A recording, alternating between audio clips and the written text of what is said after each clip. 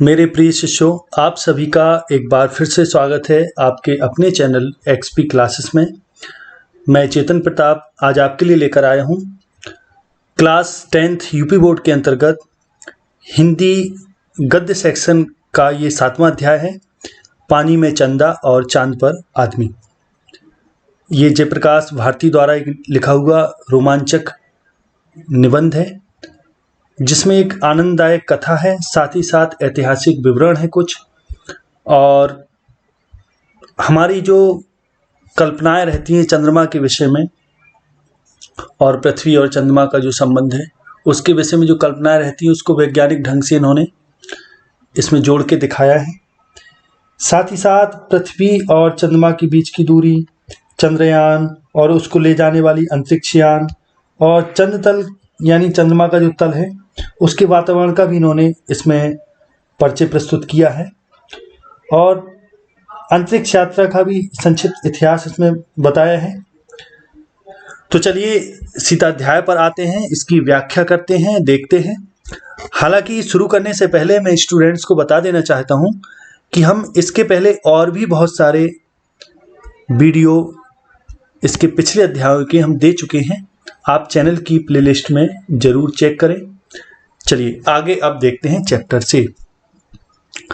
पानी में चंदा और चांद पर आदमी, यानी इसका जो शीर्षक है कुछ ऐसे है जैसे बचपन में जब कोई बालक चंद्रमा की मांग करता है तो माता पिता उसको परात वगैरह में पानी भर के चंद्रमा की छवि उसको दिखाते हैं। तो बचपन के अवस्था में हम चांद को जब पकड़ना चाहते हैं तो उसको अक्सर हम इस तरीके से प्राप्त कर पाते हैं कि उसको पानी में देखते हैं और बच्चा प्रसन्न हो जाता है। और अमूमन हम सभी ऐसा बचपन में सोचते हैं, चंद्रमा को पकड़ना चाहते हैं, पाना चाहते हैं। तो लेखक ने उस दृष्टिकोण को ध्यान में रखकर साथ ही साथ यह भी बताया है कि जिस चंद्रमा को हम पानी में कभी उतारते थे, आज मनुष्य उस पर उतर चुका है। तो चलिए सीधा इस पर अध्ययन करते हैं हम। लेखक कहता है, दुनिया के सभी भागों में स्त्री पुरुष और बच्चे रेडियो से कान सटाए बैठे थे। जिनके पास टेलीविजन थे वे उसके पर्दे पर आंखें गड़ाए थे। यानी अब एक ऐसी घटना का वर्णन लेखक कर रहा है कि जिसका प्रसारण रेडियो पर भी हो रहा, टेलीविजन पर भी हो रहा। तो जिसके पास जो संसाधन हैं, जिसके पास टेलीविजन है वो टेलीविजन में आंखें गड़ाए है, और जिसके पास रेडियो है वो रेडियो में कान सटाए हुए अपना। मानवता के संपूर्ण इतिहास की सर्वाधिक रोमांचक घटना के एक एक क्षण के वे भागीदार बन रहे थे। उत्सुकता और कौतूहल के कारण अपने अस्तित्व से ही बिल्कुल बेखबर हो गए थे।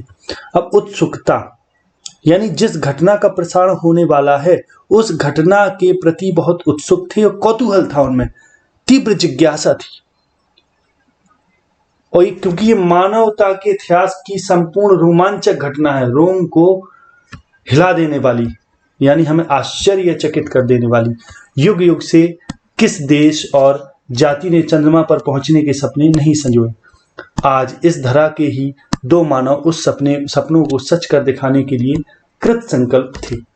अर्थात एक घटना का वर्णन हो रहा है, कौन सी घटना है वो अभी हमें आगे पता चल जाएगी, मैं अभी से बताना उचित नहीं समझता, आप आगे देखें।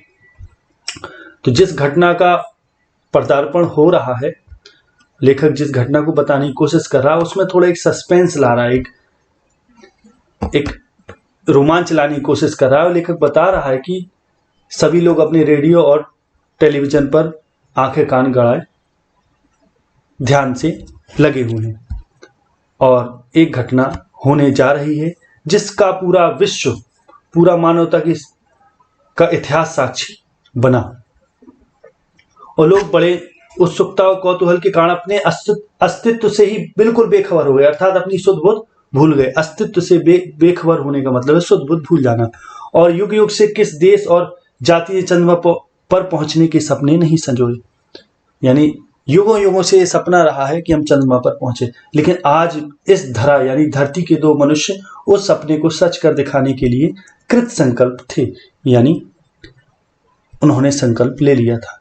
सोमवार जुलाई 1969 को बहुत सवेरे ईगल नामक चंद्रयान नील आर्मस्ट्रांग और एडविन एल्ड्रिन को लेकर चंद्र तल पर उतरा। अब घटना है सोमवार 21 जुलाई 1969 की सुबह का समय था, जब ईगल नामक चंद्रयान में दो व्यक्ति नील आर्मस्ट्रांग और एडविन एल्ड्रिन ये थे और इनको लेकर चंद्रमा पर वो चंद्रयान उतरा। चंद्र तल माने चंद्रमा की जमीन पर, और चंद्रयान माने वो यान जो चंद्रमा तक जो पहुंच रहा है, यान माने विमान। चंद्रयान धूल उड़ाता हुआ चंद्रमा के जल विहीन यानी जिसमें जल नहीं है शांति सागर में उतरा। अब जल विहीन शांति सागर माने चूंकि वहां कोई भी मनुष्य नहीं रहता, तो ध्वनि और शोर वगैरह नहीं है, तो शांति का एक माहौल है वहां। तो शांति सागर में चंद्रयान चंद्रमा पर धूल उड़ाते हुए उतरा।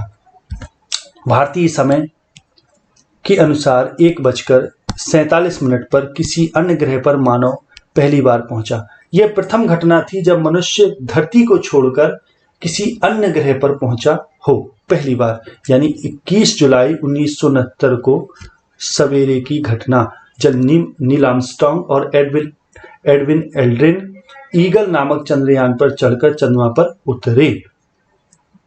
असीम अंतरिक्ष को चीरते हुए, असीम माने अनंत, चीरते हुए पृथ्वी से 4 लाख किलोमीटर दूर चंद्रमा पर पहुंचने में मानव को 102 घंटे 45 मिनट और 42 सेकंड का समय लगा। यानी इतना समय लगा जब ईगल नामक चंद्रयान पृथ्वी से चंद्रमा की दूरी तय करके 102 घंटे 45 मिनट 42 सेकंड में पहुंचा। अपोलो 11 को केप कैनेडी से बुधवार 16 जुलाई 1969 को छोड़ा था। इसमें 3 यात्री थे, commander Neil Armstrong, Michael Collins, Edwin Aldrin. चंद्रमा की कक्षा में चंद्रयान का मूल यान कोलंबिया से अलग हो गया और फिर चंद्र तल पर उतर गया। उस समय माइकल कॉलिंस मूल यान में 96 किलोमीटर की ऊंचाई पर निरंतर चंद्रमा की परिक्रमा कर रहे थे। अब मैं आपको बता दूं, जब भी कोई यान छोड़ा जाता है, ध्यान दें, तो उसके छोड़ने के यानी कोई भी उपग्रह या कुछ भी हम छोड़ते हैं किसी उपग्रह में पहुंचने के लिए, कोई भी यान जब जाता है तो उसके कई चरण होते हैं वहां तक पहुंचने के, तो कई चरणों में वो अपनी यात्रा पूरी करता है। तो जो पहला चरण हुआ वो 16 जुलाई को अपोलो 11 को केप कैनेडी नामक जगह से छोड़ा गया था, तो जिसमें 3 यात्री थे, commander Neil Armstrong, Michael Collins और एडविन एल्ड्रिन।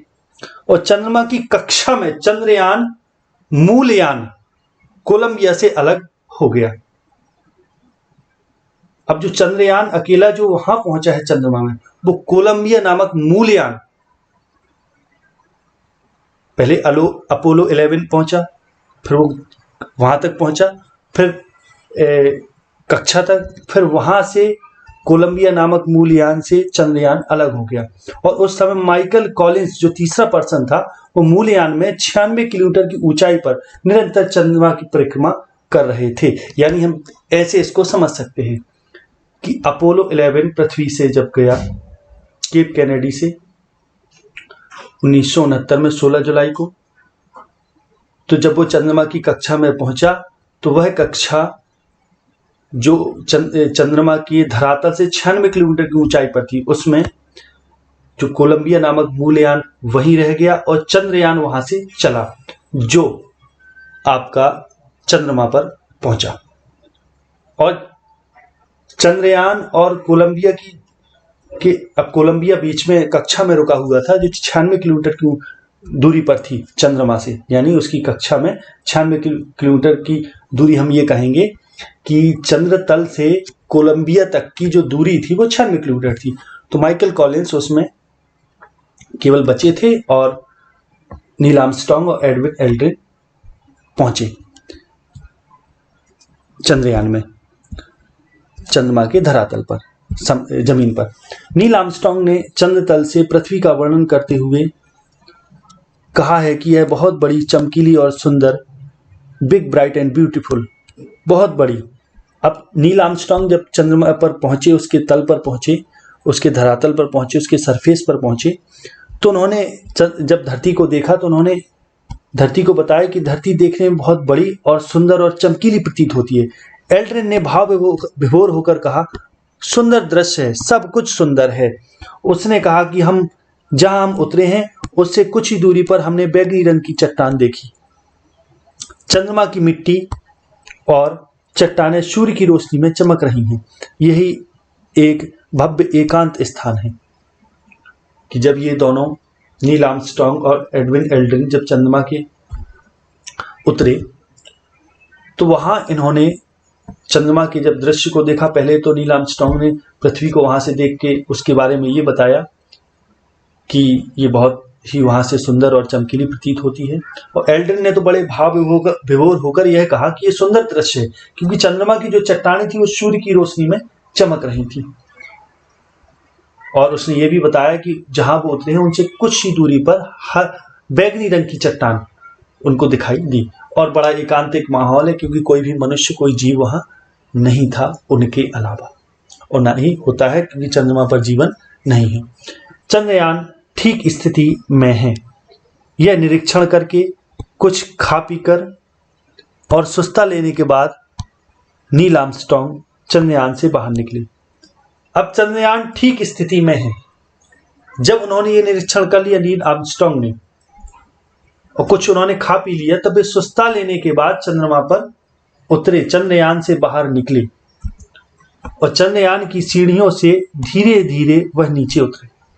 उन्होंने अपना बायां पांव चंद्र तल पर रखा, जबकि दायां पांव चंद्रयान पर ही रहा। इस बीच आर्मस्ट्रांग दोनों हाथ से चंद्रयान को अच्छी तरह पकड़े रहे। अब तुरंत नील आर्मस्ट्रांग पहले नहीं उतरे, पहले उन्होंने खाना पीना खा लिया और पूरी तरह निरीक्षण कर लिया कि जिस यान में वो बैठकर चंद्रमा में उतरना चाहते हैं वो अपनी स्थिति उसकी सही है। उन्होंने फिर इसके बाद कुछ नाश्ता किया, खाना पीना खाया, फिर कुछ आराम करने के बाद, सुस्ता लेने माने आराम करने के बाद, वो चंद्रयान से बाहर निकलते हैं। और निकलते हैं तो सीढ़ियों के माध्यम से, चंद्रयान की सीढ़ियों के माध्यम से जब नीचे उतरते हैं तो अपना बायां पांव चंद्र तल पर रखते, यानी चंद्रमा की जमीन पर, और दायां पांव चंद्रयान पर ही जमाए रहते, क्योंकि अभी अचानक किसी दूसरे ग्रह पर हम उतर रहे तो कुछ संदेह भी रहेगा मन में, कुछ भय भी रहेगा। उसी को देखकर वो पूरी तरह नहीं उतरे तुरंत ही, एक पांव ही उन्होंने नीचे रखा। और इस बीच आर्मस्ट्रांग दोनों हाथ से चंद्रयान को अच्छी तरह पकड़े भी रहे। उन्हें यह तय कर लेना था कि वैज्ञानिक चंद्र तल को जैसा समझते रहे हैं वह उससे एकदम भिन्न तो नहीं है। अब ऐसा वो इसलिए कर रहे कि जैसा वैज्ञानिकों ने कल्पना की थी और जैसा समझा था चंद्रमा को, कहीं उससे अलग तो नहीं, भिन्न तो नहीं उससे, तो ये आश्वस्त होना आवश्यक था। तो आश्वस्त होने के बाद, यानी पूरी तरह मन में विश्वास करने के बाद, वह यान के आसपास ही कुछ कदम चले। चंद्र तल पर पांव रखते हुए उन्होंने कहा, यद्यपि यह मानव का छोटा सा कदम है, लेकिन मानवता के लिए बहुत ऊंची छलांग है। हालांकि जैसे ही उन्होंने चंद्रमा पर पैर रखा तो उन्होंने यह अपना स्टेटमेंट दिया पैर रखने पर कि हालांकि ये एक कदम मात्र है कि चंद्रमा पर हमने कदम रखा, लेकिन ये अपने आप में एक बहुत बड़ी ऊंची छलांग यानी उपलब्धि है मनुष्य जाति के लिए, मानवता के लिए। अभी तक एल्ड्रिन भले ही भीतर बैठा हो, हालांकि केवल अभी नील आर्मस्ट्रांग ही उतरे हैं, एल्ड्रिन जो है वो चंद्रयान में ही बैठे, और उसके ऊपर 96 किलोमीटर की ऊंचाई पर चंद्रमा की कक्षा में जो मूल चंद्रयान है उसमें अभी माइकल कॉलिंस जो है वो वही इंतजार कर रहे हैं, ध्यान रखें, लेकिन वह निष्क्रिय नहीं था। अब हालांकि एल्ड्रिन अंदर तो बैठे थे लेकिन वो निष्क्रिय नहीं थे। उसने मूवी कैमरे से आर्मस्ट्रांग के चित्र लेने शुरू कर दिए। अब वो आर्मस्ट्रांग जब नीचे उतर रहे थे तो उसके चित्र ले रहे थे वो एल्ड्रिन। 20 मिनट बाद ही एडविन एल्ड्रिन भी चंद्रयान से बाहर निकले। उन्होंने भी उन्होंने भी चंद्र तल पर चल कर देखा। तब तक आर्मस्ट्रांग चंद्र धूल का एक तत्कालिक नमूना जेब में रख चुके। तत्कालिक मतलब उसी समय का नमूना।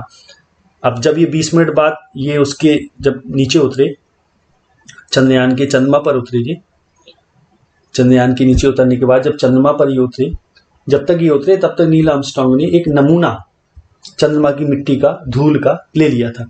अब उन्होंने टेलीविजन कैमरे को त्रिपाद पर जमा दिया, जिसको हम ट्राइपॉड कहते हैं, जिसके 3 पाद हो, यानी एक ऐसा स्टैंड जिसके 3 पैर हो।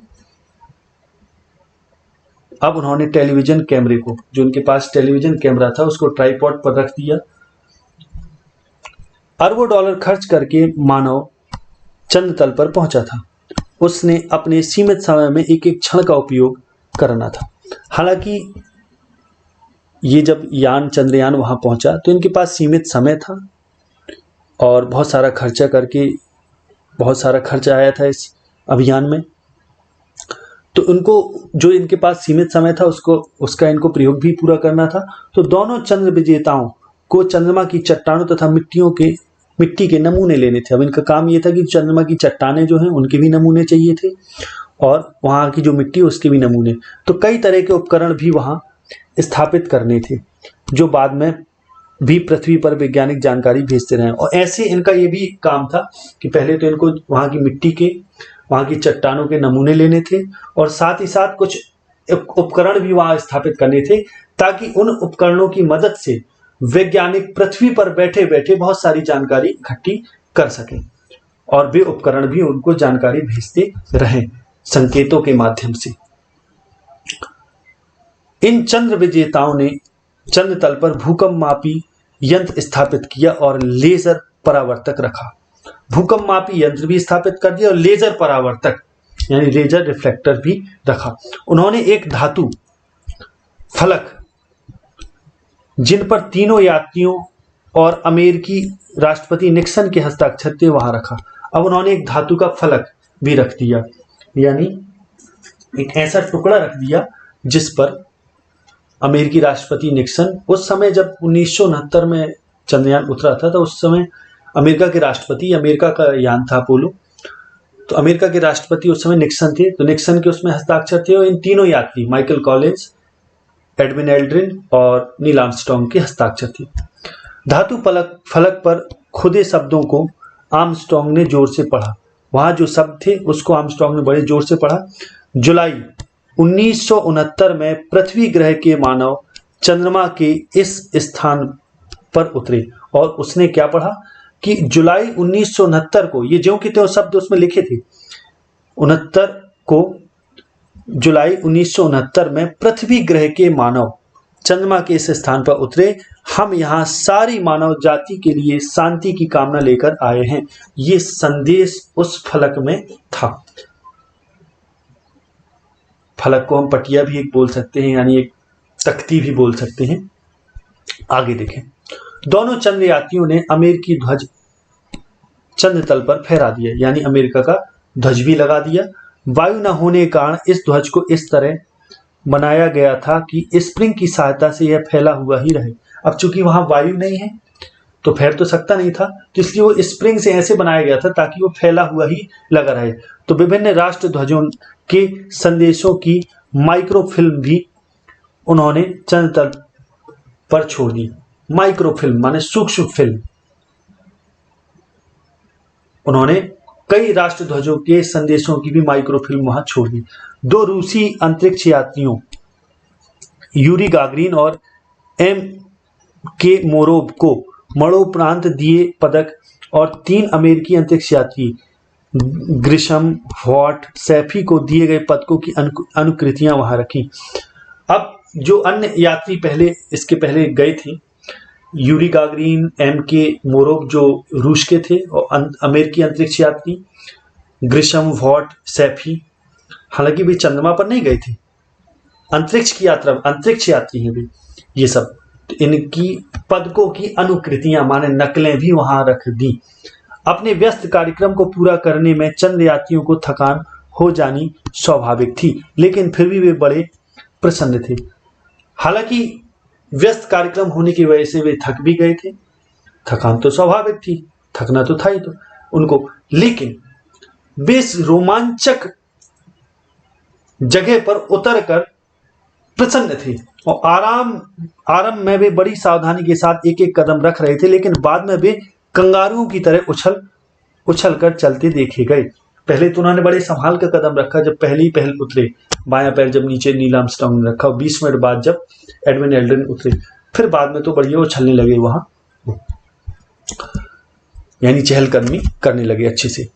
मानव को चंद्रमा पर उतारने का यह सर्वप्रथम प्रयास होते हुए भी असाधारण रूप से सफल रहा। यानी पहला प्रयास था मनुष्य को चंद्रमा पर उतारने का, तो ये सफल रहा। यद्यपि हर क्षण हर पग पर खतरे बहुत थे, जान भी जा सकती थी, असफल भी अभियान हो सकता था। चंद्र तल पर मानव के पांव के निशान उसके द्वारा वैज्ञानिक और तकनीकी क्षेत्र में की गई असाधारण प्रगति के प्रतीक हैं। अब मनुष्य के जो पांव चंद्रमा पर पड़े, ये इस बात का प्रतीक है कि मनुष्य ने वैज्ञानिक और तकनीकी यानी टेक्नोलॉजी के क्षेत्र में असाधारण प्रगति कर ली।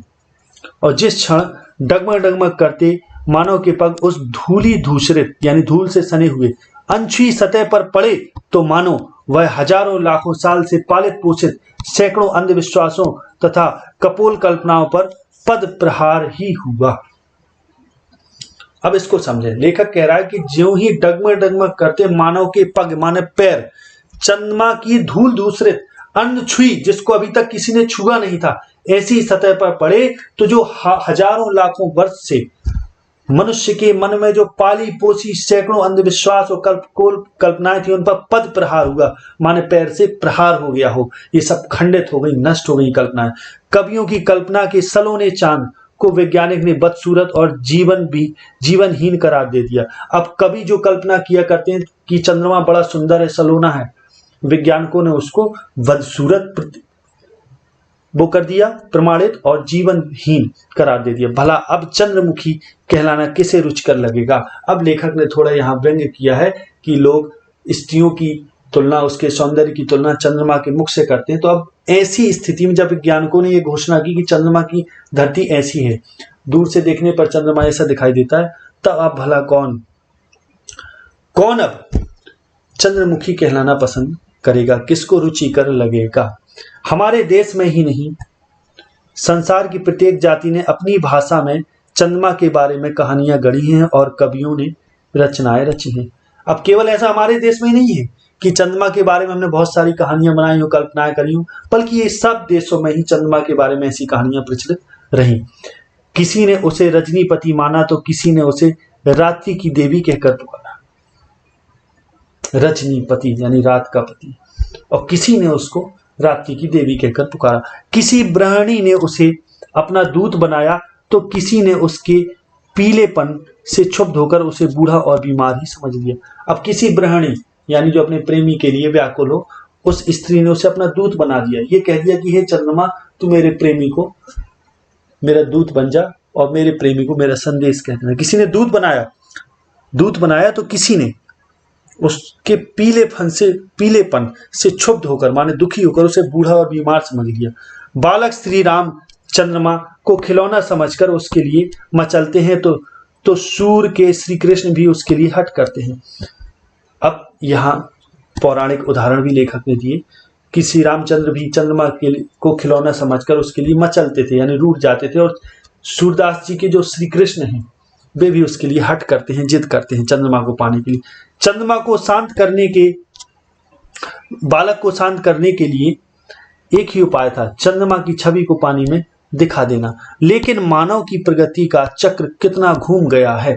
अब लेखक कह रहा है कि जब इस प्रकार से श्री राम और श्री कृष्ण जिद करते थे चंद्रमा को पाने की, तो उनके लिए एक ही उपाय हुआ करता था उनको शांत करने के लिए कि पानी पर चंद्रमा की छवि उतारी जाती थी। लेकिन अब लेखक कह रहा है कि मनुष्य ने बहुत प्रगति कर ली, पूरा चक्र ही प्रगति का घूम गया, और इस लंबी विकास यात्रा को श्रीमती महादेवी वर्मा ने एक ही वाक्य में बांध दिया। और महादेवी वर्मा ने क्या कहा इस बारे में कि पहले पानी में चंदा को उतारा जाता था और आज चांद पर मानव पहुंच गया है। और संभवतः मेरा ये मानना है कि लेखक ने इस निबंध का जो शीर्षक है वो यहीं से लिया है, महादेवी वर्मा के वक्तव्य से, कथन से। आगे देखें। मानव मन सदा से ही अज्ञात रहस्यों को खोलने और जानने समझने को उत्सुक रहा है। ये मनुष्य मन का ये स्वभाव हमेशा रहा है कि जो भी अज्ञात है उसके रहस्यों को जानने का, खोजने का मनुष्य प्रयत्न करता रहा, उसके लिए उत्सुक रहा, व्याकुल रहा। जहां तक वह नहीं पहुंच सकता था वहां वह कल्पना के पंखों पर उड़कर पहुंचा। यानी जहां भी मनुष्य नहीं पहुंच पाता, जैसे चंद्रमा के विषय में मनुष्य ने कल्पनाएं की, अंतरिक्ष में बहुत सारी चीजों के प्रति मनुष्य कल्पनाएं करता है, तो यानी जहां हम नहीं पहुंच पाते वहां हमारा मन पहुंच जाता है। इसलिए यह भी कहा गया है कि जहां न पहुंचे रवि वहां पहुंचे कवि। यानी जहां सूर्य का प्रकाश भी नहीं पहुंचता वहां मनुष्य के मन की कल्पना पहुंच जाती है। उसकी अनपढ़ और अविश्वसनीय कथाएं उसे सत्य के निकट पहुंचाने में प्रेरणा शक्ति का काम करती है। हालांकि मनुष्य की ये कल्पनाएं हैं, लेकिन ये उसके अनगढ़ यानी बिना गढ़ी हुई, सही से व्यवस्थित ना होने वाली, यानी अनगढ़ और अविश्वसनीय, यानी जिन पर कोई विश्वास न करे, ऐसी कथाएं उसे सत्य के निकट पहुंचने में प्रेरणा शक्ति का काम करती नहीं। ऐसी कथाएं मनुष्य के लिए प्रेरणा का स्रोत नहीं। अंतरिक्ष युग का सूत्रपात 4 अक्टूबर 1957 को हुआ था, जब सोवियत रूस ने अपना पहला स्पुतनिक छोड़ा। अब लेखक कहता है जो अंतरिक्ष युग का सूत्रपात माने शुरुआत, सबसे पहले शुरुआत, हालांकि मनुष्य तो बहुत बाद में पहुंचा, 1969 में पहुंचा, और शुरुआत हो चुकी थी सोवियत रूस द्वारा, जब रूस ने पहला स्पुतनिक जब छोड़ा था, तब 1957 में ही। और प्रथम अंतरिक्ष यात्री बनने का गौरव यूरी गागरिन को प्राप्त हुआ था। ये वही यूरी गागरिन है जिसका भी ऊपर चर्चा की गई है, जिनके प्रतीक अनुकृतियां वहां छोड़ी गई थी, उनके पदकों की अनुकृतियां। और अंतरिक्ष युग के आरंभ के ठीक 11 वर्ष 9 मास और 17 दिन बाद चंद्र तल पर मानव उतर गया। यानी पहले 1957 में, फिर 11 वर्ष बाद ये लोग उतरे, नील आर्मस्ट्रांग वगैरह। दिसंबर 1968 में पहली बार अपोलो 8 के तीनों अंतरिक्ष यात्री चंद्रमा के पड़ोस तक पहुंचे थे। और अपोलो 8 के 3 अंतरिक्ष यात्री 1969 में दिसंबर में चंद्रमा के पड़ोस तक पहुंचे, यानी पास में पहुंचे। बीच की अवधि में रूस और अमेरिका दोनों ही देशों ने अनेक अंतरिक्ष यान भेजे, और इसके बीच की अवधि यानी 1968 और 69 के बीच में अमेरिका और रूस दोनों ने मिलकर कई अंतरिक्ष यान छोड़े।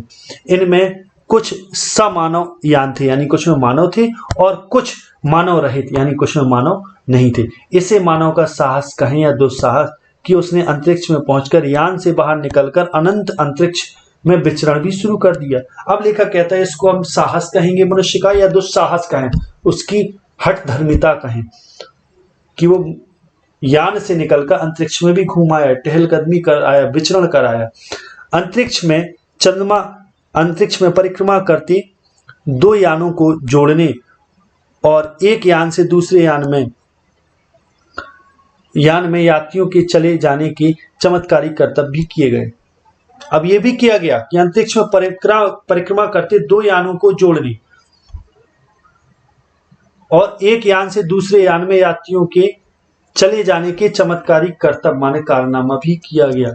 यानी परिक्रमा, अंतरिक्ष में अगर 2 यान परिक्रमा कर रहे हो तो उनको जोड़ना, और एक यान से दूसरे यान में यात्रियों का चले जाना, ये भी उन्होंने किया। तो अपोलो 11 द्वारा चंद्र विजय से पूर्व, चंद्र विजय यहाँ कहने का अर्थ है कि चंद्रमा पर पहुंच जाना एक अपने आप में विजय है।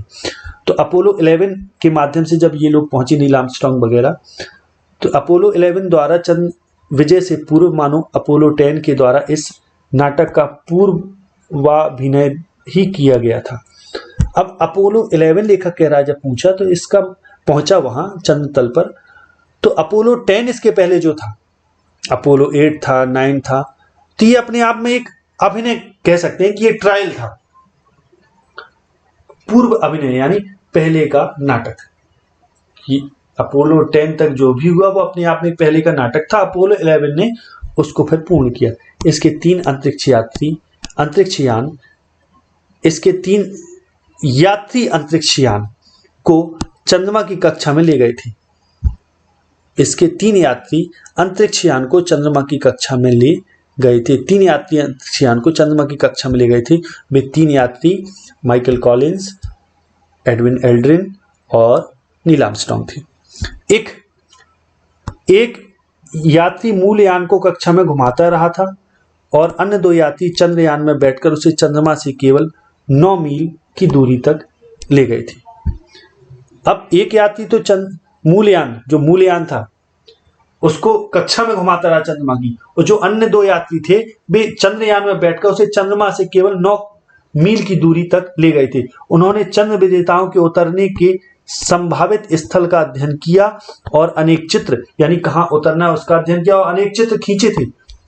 चंद्रयान को मूलयान से जोड़ा और फिर सकुशल पृथ्वी पर लौट आए। और जो चंद्रयान नीचे उतरा था चंद्रमा के उस पर सतह पर, जिसके माध्यम से नील आर्मस्ट्रांग उतरे थे, फिर जब वापस आए तो फिर मूलयान से उसी चंद्रयान को जोड़ा और सकुशल यानी पूरी सुरक्षा के साथ वे वापस धरती पर लौट आए। अब मानव को चंद्र तक ले जाने और लौटा लाने वाले यान के बारे में भला कौन नहीं जानना चाहेगा। तो अपोलो यान सैटर्न 5 रॉकेट से प्रक्षेपित किया गया। अब अपोलो जो ये यान था, अपोलो यान जो था वो सैटर्न 5 रॉकेट से प्रक्षेपित किया गया था। अब सैटर्न 5 रॉकेट क्या है इसको समझिएगा। एक रॉकेट के माध्यम से ये यान प्रक्षेपित किए जाते हैं, माने छोड़े जाते हैं, तो उसके माध्यम से ये छोड़ा गया था। वह विश्व का सबसे शक्तिशाली वाहन है, माने किस चीज को ले जाने वाला। अंतरिक्ष यान के 3 भाग होते हैं या इन्हें 3 मॉड्यूल कह सकते हैं। अब कोई भी अंतरिक्ष यान होता है उसके 3 भाग होते हैं, उनको 3 मॉड्यूल भी बोल सकते हैं या 3 भाग भी बोल सकते हैं। कमांड मॉड्यूल का निर्माण इस दृष्टि से किया जाता है कि वापसी के समय पृथ्वी के वायुमंडल में प्रवेश करते समय तीव्र ताप और दबावों को सहन कर सके। अब एक जो मॉड्यूल होता है वो कमांड मॉड्यूल है, जिसका निर्माण इस दृष्टि से किया जाता है कि वापसी जब कोई यान करे तो पृथ्वी के वायुमंडल में प्रवेश करते समय तीव्र ताप ज्यादा होता है और दबाव भी उसको सहन कर सके, इसलिए कमांड मॉड्यूल होता है। नियंत्रण कक्ष, शयनगार यानी जहां सोने के लिए व्यवस्था हो, भोजन कक्ष और प्रयोगशाला, इन सब का मिला जुला रूप ही यह मॉड्यूल होता है। यानी जो कमांड मॉड्यूल है उसमें शयन कक्ष, नियंत्रण कक्ष यानी कंट्रोल रूम और भोजन कक्ष और प्रयोगशाला और इन सब का मिला जुला रूप ही कमांड मॉड्यूल है। और प्रक्षेपण के समय यदि कोई दुर्घटना हो जाए तो यात्री अपने बचाव के लिए इसे शेष यान से पृथक कर सकते हैं। और यदि कोई प्रक्षेपण के समय कोई घटना हो जाए, माने जब रॉकेट के माध्यम से यान छोड़ा जा रहा हो, तो ये जो 3 मॉड्यूल है, जो पहला मॉड्यूल है जिसको कमांड मॉड्यूल कहते हैं, इसमें ये सब चीजें होती हैं, कंट्रोल रूम, शयनगार यानी सोने के लिए जगह, भोजन कक्ष, प्रयोगशाला। अगर प्रक्षेपण के समय कोई समस्या हो जाए तो या जो इसमें बैठे हैं वे अपने बचाव के लिए इसको शेष यान यानी जो भी और जो अन्य 2 मॉड्यूल है उनसे इसको अलग करके बच सकते हैं। और पुनः प्रवेश करने के लिए बने कमांड कैप्सूल का वजन 5500 किलोग्राम था। अब जब वापस प्रवेश करने के लिए जो कमांड कैप्सूल था उसका जो वजन था वो 5500 किलोग्राम था। इसमें लगभग 5.5 घन मीटर खाली स्थान था। इतना स्थान खाली था और जहां की तीनों यात्री अपने सामान्य कार्य संपन्न कर सके, इतना उनके जो भी उनके अन्य कार्य थे उन सबको वो संपन्न कर सकते थे वहां। इस स्थान को हम औसत दर्जे की कार जितना मान सकते हैं, यानी इतना स्थान था जहां और उसको हम औसत दर्जे की कार मान सकते हैं। कहने का अर्थ है जितना कार में स्थान होता है सामान्य कार में। कैप्सूल जब तैयार होता है उस समय उसमें 5 विद्युत बैटरियां होती हैं और 12 रॉकेट इंजन जुड़े होते हैं। जब कैप्सूल यानी कमांड कैप्सूल जब तैयार किया जाता है तो उसमें इतना सब कुछ होता है, 5 विद्युत बैटरियां और 12 रॉकेट इंजन जुड़े होते हैं। 3 आदमी के लिए 14 दिन की खाद्य सामग्री और पानी के भंडार एवं मल के निष्कासन की व्यवस्था रहती है।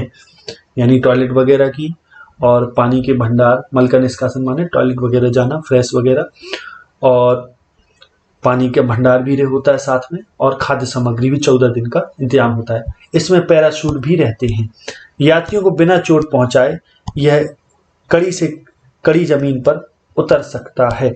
ऐसी सारी व्यवस्थाएं होती हैं। कड़ी से कड़ी जमीन पर उतर सकता है और पैराशूट होते हैं जिससे कोई चोट ना पहुंचे। अंतरिक्ष यान का दूसरा भाग होता है सर्विस मॉड्यूल। यह औसतन आकार के ट्रक जितना होता है। इसका जो आकार होता है ट्रक जितना, जिसमें 10 लाख किलोमीटर की यात्रा करने के लिए पर्याप्त ईंधन था। यानी जब अपोलो प्रक्षेपण से भेजा गया तो उसमें इसका जो सर्विस मॉड्यूल था, इसमें 10 लाख किलोमीटर की यात्रा करने के लिए पर्याप्त ईंधन था, यानी इतना चल सकता था। और 14 दिन तक की 3 यात्रियों के सांस लेने लायक प्राणवायु यानी ऑक्सीजन की व्यवस्था भी थी। यान को चंद्र कक्षा में स्थापित करने के लिए उसकी गति कम करनी पड़ती है और सर्विस मॉड्यूल के शक्तिशाली रॉकेट मोटर दागकर ही ऐसा किया जाता है। अब यान चंद्र कक्षा में कैसे स्थापित हो, चंद्रमय कक्षा में, उसके लिए इस सर्विस मॉड्यूल की गति कम करनी पड़ती है और ऐसा तभी होता है जब इससे शक्तिशाली रॉकेट मोटर दागे जाए। और जब ऐसा होता है तब गति कम होती है और चंद्रमा की कक्षा में स्थापित होता है। आगे देखें, चंद्रयान यानी अपोलो 11 का ईगल अंतरिक्ष यान का एक भाग होते हुए भी अपने में पूर्ण था। अब समझें इसको। अभी बात हो रही एक पूरे रॉकेट से जब अपोलो प्रक्षेपित किया गया तो उसके 3 भाग हम कह सकते हैं। पहला कमांड मॉड्यूल, फिर सर्विस मॉड्यूल, फिर जो मूल यान है वो, यानी एक टाइप से हम कह सकते हैं अपोलो 11 चंद्रयान जिसको। और यह जो है चंद्रयान यानी अपोलो 11 का ईगल अंतरिक्ष यान का एक भाग, हालांकि है अपने आप में भाग लेकिन अपने आप में पूर्ण है। इसमें 2 खंड थे, अवरोह भाग और आरोह भाग। अवरोह भाग में 8200 किलो प्राणोदक था यानी ईंधन था, जिसमें 4500 किलो प्रघात के इंजन को चलाया जा सके, यानी जिससे इंजन को चलाया जा सके, और चालकों के सांस लेने के लिए ऑक्सीजन गैस, पीने का पानी, चंद्र तल पर यान को ठंडा रखने की व्यवस्था की गई थी, ये भी था इसमें। तो चंद्रयान की सभी टांगे समतल पर टिकनी आवश्यक नहीं, यह आड़ा तिरछा भी खड़ा हो सकता है, यानी ये सब अपने आप में उसमें व्यवस्थाएं थी। अवरोही भाग में 4 रेडियो रिसीवर, ये तो हो गए अवरोही भाग हो गया ऊपर का। अब इसके बाद है अवरोही भाग। इसमें 4 रेडियो रिसीवर, ट्रांसमीटर, बैटरियां, मूल यान से और पृथ्वी से संचार व्यवस्था कायम रखने के लिए 7 एरियल लगे थे, यानी जो टीवी वगैरह में जो एरियल जो लगाते नहीं हैं, गाड़ियों में अक्सर लगे होते हैं या छतों में एंटीना वगैरह लगा, उसको एरियल बोलते हैं। तो वे भी इसमें लगे थे ताकि संचार व्यवस्था पूरी हो सके, कम्युनिकेशन हो सके चंद्रयान से और पृथ्वी के बीच। ईंधन यानी संदेश भेजे जा सके। ईगल के दोनों भाग किसी भी समय अलग किए जा सकते थे। ईगल के दोनों भाग किसी भी समय अलग किए जा सकते थे और चंद्र तल से वापसी के समय चंद्रयान का नीचे का भाग प्रक्षेपण यंत्र का काम देता था। और जब वापसी होती है, जो नीचे का भाग है प्रक्षेपण यंत्र, यानी उससे कोई चीज फेंकी जा सकती, फेंकने का काम देता था और उसे चंद्र तल पर ही छोड़ दिया गया। नील आर्मस्ट्रांग और एडविन एल्ड्रिन ने चंद्र तल पर 21 घंटे 36 मिनट बिताए। चंद्र तल पर इन 2 यात्रियों ने पांवों के ऐसे निशान छोड़े जैसे कि किसी हल चलाए खेत में पड़ जाते हैं। उन्होंने लाखों डॉलर का सामान भी वहीं छोड़ दिया।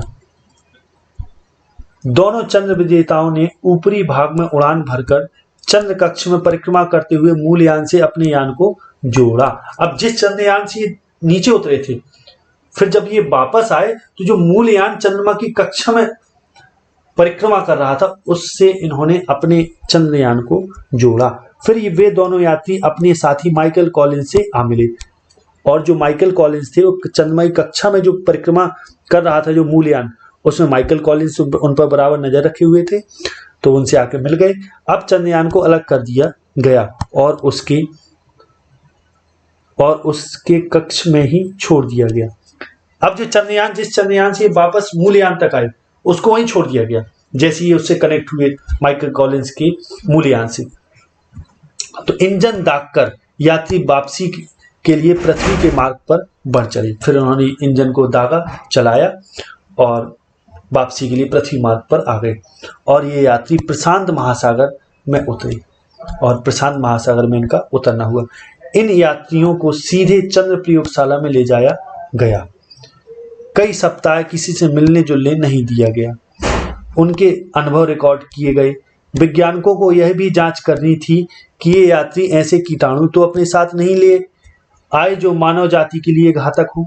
उन यात्रियों के द्वारा लाई गई धूल और चंद्र चट्टानों के नमूनों को अनुसंधान और प्रयोग, यानी उनकी जांच पड़ताल और प्रयोग करने के लिए विभिन्न देशों के विशेषज्ञों को सौंप दिया गया। यानी उनको तुरंत घर नहीं जाने दिया गया, उनकी बहुत सारी जांच पड़ताल हुई।